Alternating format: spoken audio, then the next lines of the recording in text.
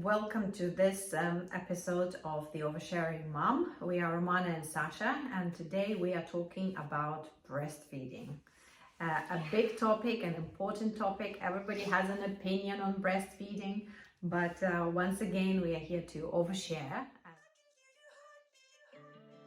And they needed to do a blood test to kind of see what could be causing it. The nurse injected her 8 times because they couldn't find a vein, so they were blindly just injecting. So they were injecting there, they were injecting there, they were injecting even in her foot, the top of her foot. She was blue for like a week or two. In her arm, so they went in on the side here, they injected her, and then because it wasn't coming out, they were squeezing her arm to get the blood out to collect it into the test tube. They squeezed her arm, collected half of the test tube, and then still didn't use it. Still didn't get the blood test. I was so pissed off at this point because I'm watching her. She was going purple. And they're trying to use a glove with like sugar water. I'm about to go purple. Oh man, okay. Okay? Yeah, but it was like seeing her cry this bad.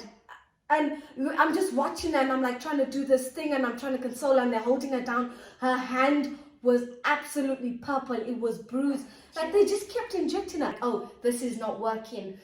We can't do the blood test. Are you fucking kidding me? Like after 8 injections, squeezing her arm, collecting her blood to tell me you can't. Yeah, we got it. Thank you. Yeah, very good. Very colorful picture. Sorry.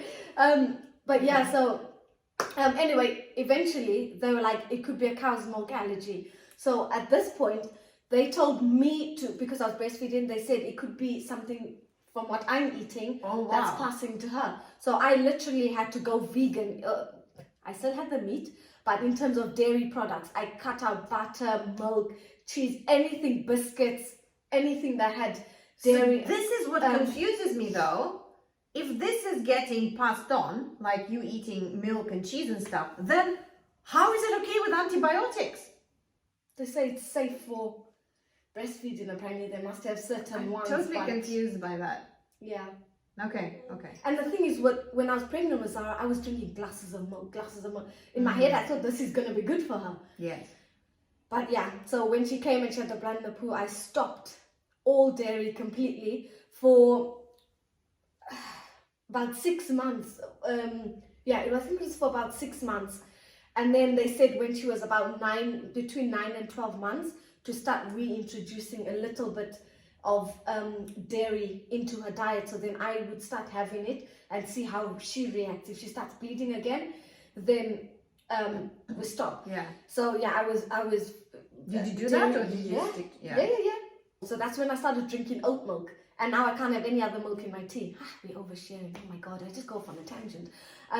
So that was one of the things that was quite concerning. And so the breastfeeding as well, what I was eating kind of goes back to our nutrition. It's all just so linked.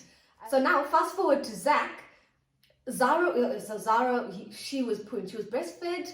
She would poo a lot like normal. Zac was breastfed, but he would go 10 days without doing a poo.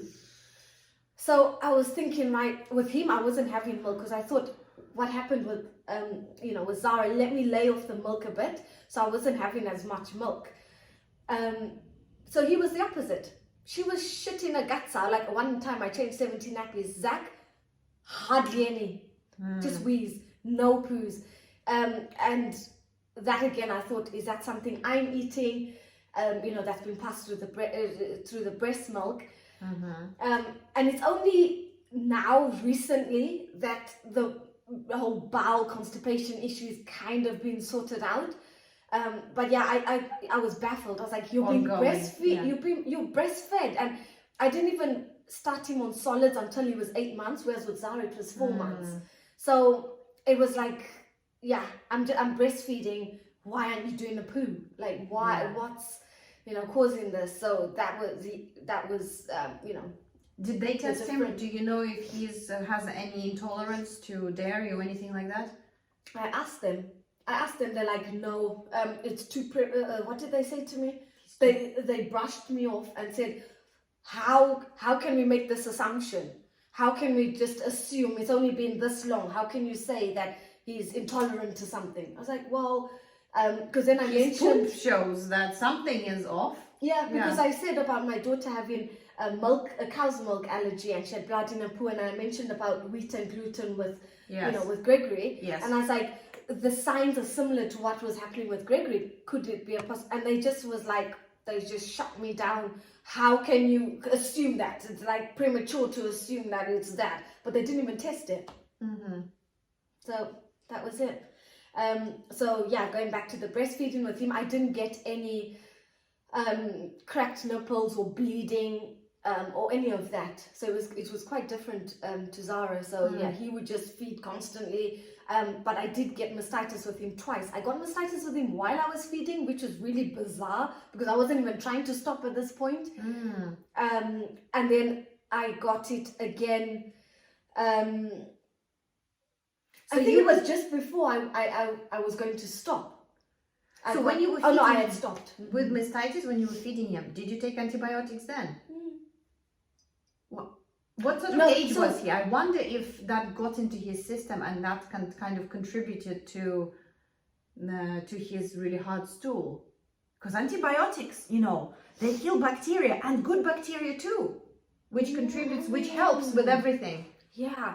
Do you know what? No, actually with Zac, I think I've had mastitis 3 or 4 times. With Zara, I definitely was on antibiotics when they fed, and that's because it was new. With Zac, I got it one time, and I think it didn't get as bad, so I was like trying to express it. But what sort of age was it when you were taking antibiotics? I just wonder if it's a contributing factor, because I am like not a great fan of medicine of any kind, because I think when we take it, there is a reason there are side effects like this to each tablet that we take. Yeah. Because it is they are so strong and they don't work harmoniously in our body. Yes, of course they're necessary sometimes. I'm not saying not to. If you have to, of course, take your medication, but if it's possible to avoid, I just wonder, because I do know that anything that we take that is in a form of medicine affects our bodies. So I just wonder if that was a contributing factor. I mean, obviously you don't have to have the answer, but I was just curious what sort of age was he? Was it still at an early stage? Was he a couple of months when you took the antibiotics? Because if so, then I think apple cider vinegar is a really great thing for every day, because it just restores the gut bacteria just to help, because if that has destroyed it. Indeed. So I think the first time I was taking the antibiotics with Zac, I reacted to the medicine. Wow. Yeah. If you reacted to the medicine, for crying out loud, we're expecting your baby to be okay. So I stopped it because I was feeling... How old was he? My question, how old was he? Roughly. I know it's hard. I think it wasn't that early on. No? No. I think he was about 6 months. Okay. Maybe. Like, I don't think he was newborn at this point. Okay. But yeah, I started, my muscles started feeling sore from taking this medicine. I felt sick. Like, I would be on the floor and I'd crouch down, I'd feel dizzy. I was like, yeah, no. So I stopped taking the antibiotics. That's the side effects. It's here in action. Being explained. I stopped that, and I wonder, I think it started with the feeling of mastitis, and then no. Rewind. Oh my God, no. Do you know what it was? I love it. I had a lump. My section is going to be so much shorter. Sorry, there's a lot to cut. Jesus Christ, there's a lot to cut. I love it. So I found a lump on my groin, so just here, where the bone is, on the side, I found a lump and it was hurting. So I called the doctors. They wanted to prescribe, we're talking about breastfeeding, this They wanted to prescribe antibiotics without even seeing me, without even knowing what it is. I was like, yeah, no, I'd rather get checked to make sure. Yeah. So I went in and they said that it's inflammation of something.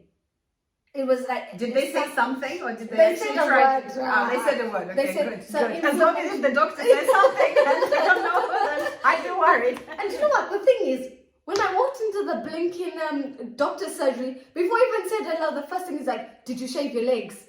Yeah, this was the first question the doctor asked me. I was thinking, yes, I do shave my legs. I thought that was really bizarre. You have had some very strange experiences with the doctor. My God, which doctor do you go to, for crying out loud? Yeah, I was like, is this a trick question? Like, are you joking? Like, the only time that I thought was like, they are so, that's another thing we keep on saying with the doctors, it's so strange. It seems really cold, and I think it is, and it has to be for them because they see so many people. But I think sometimes they maybe don't even realize what they say. For me, the strange experience at the doctor, like Simon just to add, was when I came and I said, right, pretty sure I'm pregnant, so I'm here to see you, doctor. And so I think I need some information here for, and so he goes, right, okay, so you're pregnant. And then he goes, doesn't even look up at me, just writes stuff down. He's like, do you want to keep it? And I was like, what the hell? It's like, I'm fully pro-choice for women, but the way it was asked, it was like, yes, I'm pregnant on purpose. But I understand that some people are not, but it's just the way it was asked, like, it's like, wow, how many people do you see? How desensitized do you have to get to, like, wow. It was like, yeah, it was very strange.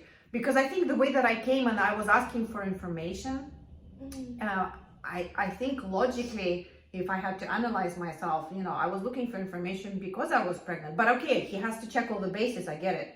But how you check it, I guess. You could have shown a bit more compassion. Yeah, do you want to keep it? That stayed with me. That question, it was like, it was a bit startling. But yeah, shaving your legs, like... Yeah, I walked in the door. Next time, don't. Just on purpose, don't shave your legs. You don't have to do anything. It's like, what is this nonsense? It's like all these demands on women to do this all that. Now the doctors, they ask me to shave. Oh my God, I'm outraged. Outraged. But it's like, where even the lump is, it's not even my leg. Like, it's on the side, literally on the side. Like, I'm showing you. It's on the side, like on the bone of it.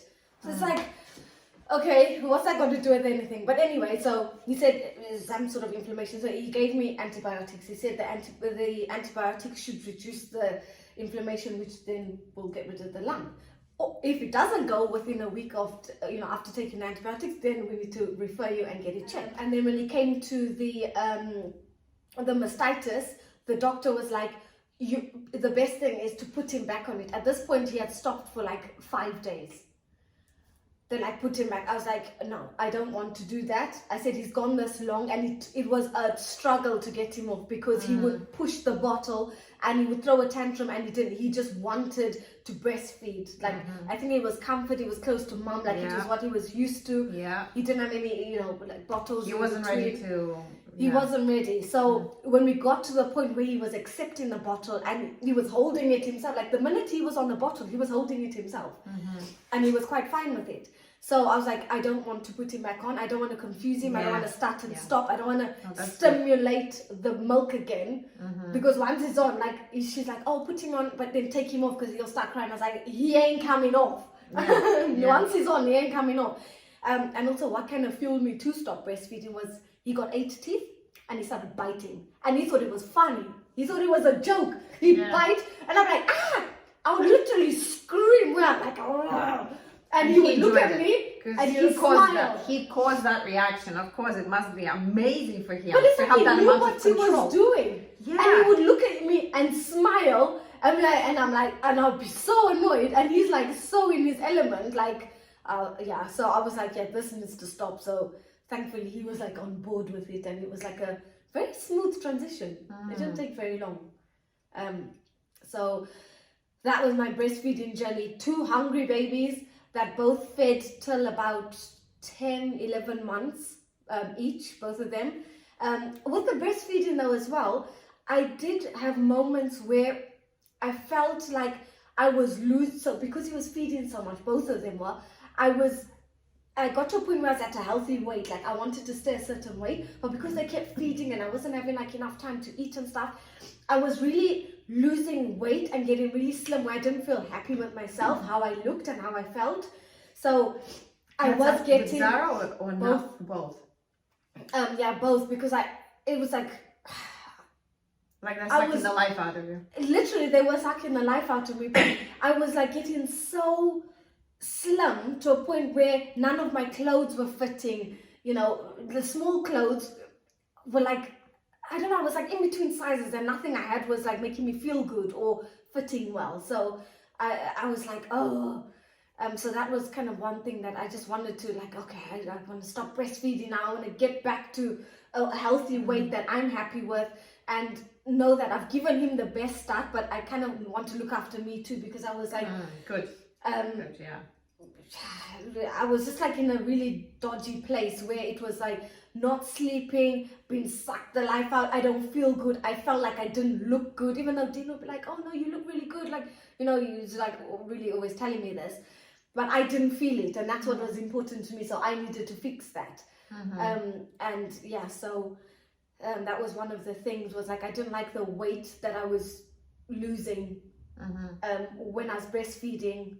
But I think if I just spend a little more time, because I'm like, my kids, like, if they've been fed, if they got water, and I'm just like running around like a headless chicken, and I'm always the last person to eat. So I'm feeding one, I'm feeding the other, everyone else is eating.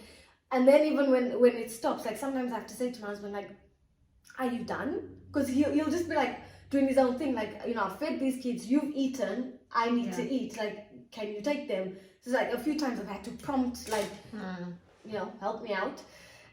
But now he's kind of got it. You know, sometimes he's like, no, you eat first, or now I've got it to a point where we eat together. They like, sometimes our husbands are not even aware. Like, it's hard to, unless you really, like, you can't expect them to understand how you're feeling. You just have to say, I'm hungry, I haven't eaten. You know, just yeah. Or like if I get cranky, you'll be like, baby, what have you eaten? Have you eaten something? Because then it's like, I go past the point, and then it's just like, they call me the exorcist, but anyway, I don't think it's that. We need food, and especially if you're feeding, like, it would be nuts, the amount, like, sometimes I'll be breastfeeding throughout the night, and in the morning, and I'm only eating at like 11 o'clock. I'm like, this is not okay. And then I start feeling guilty, like, do I have enough? Am I giving enough to Zac? Yeah. Never mind what I'm eating. Well, and drinking as well, because all of that. Yeah. So then it was like I didn't get the time to eat, or I didn't make the time to eat, and then it would be late, and then he'd be crying, and I think, oh, maybe because I'd be like, oh, I don't feel as full, I've not eaten, and then I feel guilty, like, he's hungry, I've not eaten, my milk is not going to be like rich, you know, with nutrients and stuff that's going to make him full up. So it was like, but yeah, so that was my breastfeeding journey. It was smooth on the whole. And this was smooth? Jesus Christ, I am traumatized just from this conversation. To be honest, I don't even know what to tell you people about my breastfeeding journey. I can't even remember it after this conversation.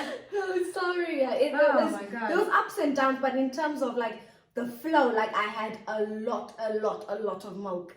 And it was quite good, because they were, if you see the size of Zac, before he even started solids, he was a big baby, like he was still eating solids. So my milk was good, so I was quite grateful for that. Like, it was giving them what they needed, and they were a good weight, so I could see it. I could see what my milk was doing, because they were like really chubby. I love chubby legs and cheeks and things. Sign of health and eating, and that's really good.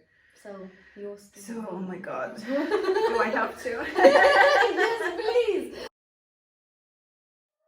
I can hear your heartbeat.